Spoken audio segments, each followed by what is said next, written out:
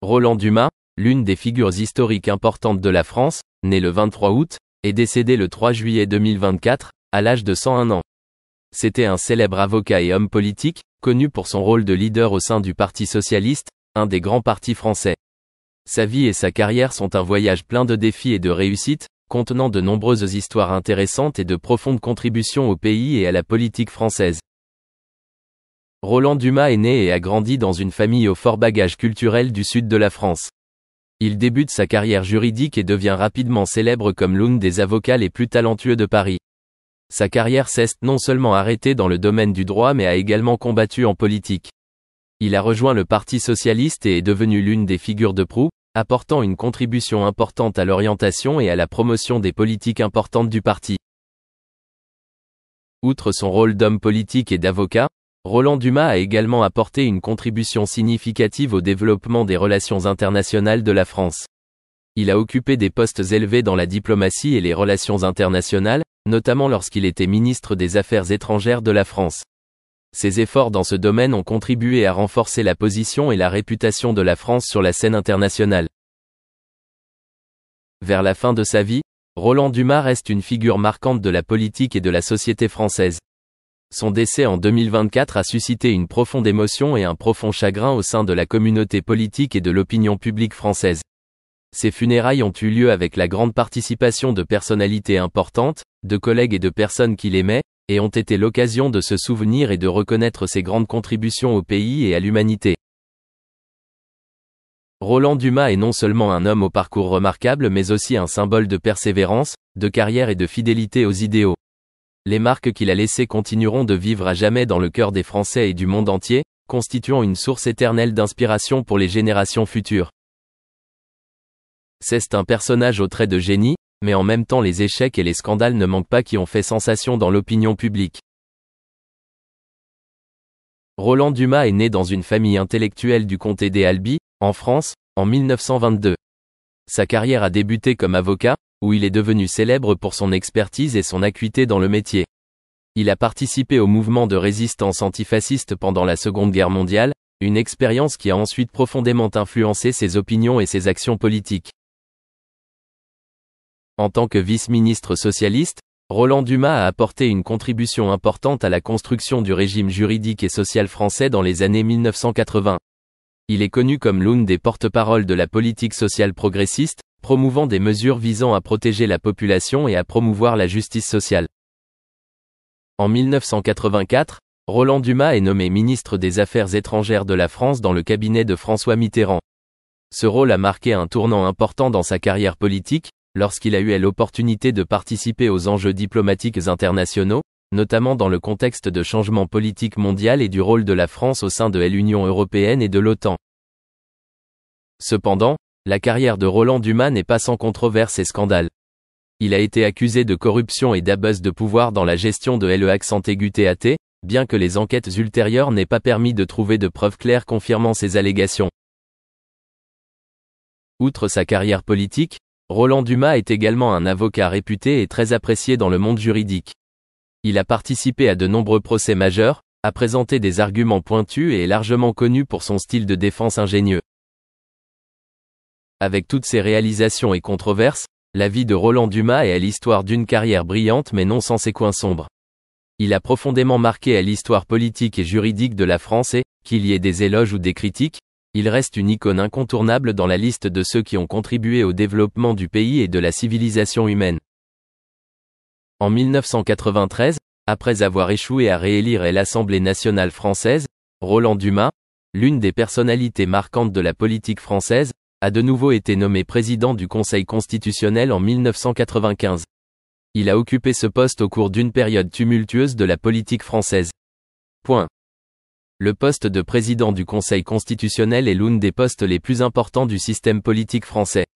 Le Conseil constitutionnel est l'organe suprême chargé du contrôle de la Constitution, garantissant la légalité des lois et des décisions politiques en France. Sous Roland Dumas, le Conseil constitutionnel a été témoin de nombreux débats marquants et influents sur des questions politiques importantes de la France. L'un des débats les plus notables concerne l'immunité judiciaire du président français. L'immunité judiciaire totale du président est une question brûlante dans la politique française. Il s'agit d'un grand pouvoir dont un président peut bénéficier, protégeant sa sécurité juridique et l'empêchant d'être tenu responsable devant les tribunaux dans certains cas. Sous la direction de Roland Dumas, le Conseil constitutionnel a eu de profonds débats sur la question de savoir si ce droit à l'immunité judiciaire devait être préservé dans la Constitution. Certains estiment que l'immunité judiciaire totale peut conduire à un abus de pouvoir et à une perte de transparence au sein du gouvernement. Au contraire, ceux qui soutiennent l'immunité judiciaire totale du président soutiennent qu'il s'agit d'un moyen de protéger le rôle important du chef de l'État dans l'exercice efficace de ses fonctions politiques. Roland Dumas a fait face à d'intenses pressions et débats de la part des membres du Conseil constitutionnel, des hommes politiques aux juristes, qui avaient des points de vue différents sur le rôle et les pouvoirs du président au sein du système politique français.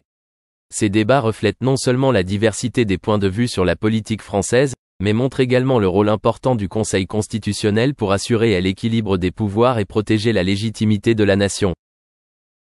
Avec sérieux et une profonde compréhension du droit et de la politique, Roland Dumas a maintenu son rôle de président du Conseil constitutionnel en ces temps difficiles. Son travail consiste non seulement à superviser et à décider des questions juridiques, mais également à promouvoir des débats politiques importants, contribuant ainsi à la construction et à la protection de la Constitution française. Cependant, après une longue période de service, Roland Dumas a fait face à des critiques sur des questions éthiques et juridiques, ce qui l'a conduit à sa démission de son poste de président du Conseil constitutionnel en 2000. Cela a marqué l'une des périodes importantes de sa carrière politique et juridique, rassemblant de nombreuses précieuses leçons sur la gestion du pouvoir et la responsabilité politique. Grâce à ses contributions significatives et à son expérience dans les domaines juridiques et politiques, Roland Dumas continue de rester dans les mémoires comme l'une des figures importantes de la politique française pendant la période tumultueuse du pays. Il a laissé une profonde impression non seulement dans le domaine politique mais aussi dans le domaine du droit et de la gestion de l'étreinte familiale aux dures réalités de la vie dans les rues impitoyables d'Indianapolis, pris par une peur omniprésente. Peu étonnant alors que son parcours prenne un tour plus sombre. Enchevêtré dans le milieu urbain, McQueen se tourna vers la camaraderie d'un gang de rue, renonçant à l'innocence de l'enfance pour une vie imprégnée de délinquance. Bien que sa mère ait reconnu tardivement la trajectoire périlleuse de son fils, ses tentatives d'intervention furent faibles, illustrant un schéma récurrent. Se rappelant un répit précédent, Julia chercha refuge dans des remèdes familiers, renvoyant McQueen à la sanctuarisation des liens familiaux dans le Missouri. Pourtant, le répit se révéla éphémère, alors que les discordes familiales précipitaient un autre bouleversement. Avec le déménagement de sa mère vers des contrées plus ensoleillées, les années adolescentes de McQueen se déroulèrent sur fond de tumulte incessant. Témoin des malheurs matrimoniaux successifs de sa mère, McQueen se retrouva en désaccord avec un autre beau-père, leur relation étant empreinte d'animosité. Au milieu du foyer tumultueux, la défiance de McQueen s'intensifia, perpétuant un cycle de conflits et de rébellions. Les cicatrices indélébiles de ses exploits de la rue imprégnèrent McQueen d'une résolution inébranlable, rendant les rythmes tranquilles de la vie rurale intenables. À l'âge tendre de 14 ans, il fit ses adieux aux confins familiaux, porté par un désir ardent d'aventure. Adoptant l'éthos nomade, McQueen se lança dans une odyssée tourbillonnante, traversant des paysages disparates, de la tente d'un cirque aux contrées sauvages du Canada.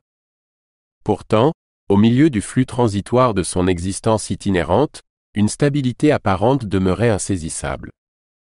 S'engageant dans la marine dans une tentative de se réconcilier avec l'autorité, le mandat de McQueen fut marqué par l'insubordination, ponctué de rétrogradation et d'infractions disciplinaires.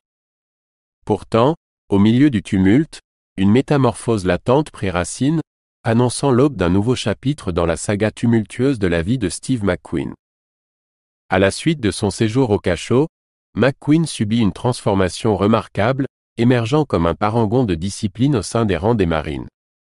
Le zénith de son mandat militaire se matérialisa lors d'un exercice ardu dans l'Arctique, où son acte valeureux au milieu des eaux périlleuses inscrivit son nom dans les annales de l'héroïsme.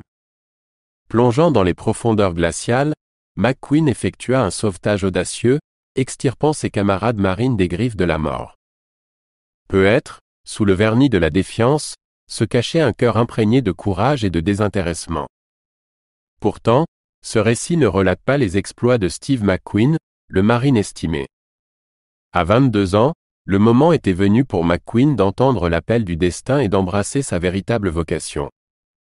En l'an 1952, après avoir traversé une myriade de vocations, McQueen se lança dans une entreprise nouvelle, le métier d'acteur.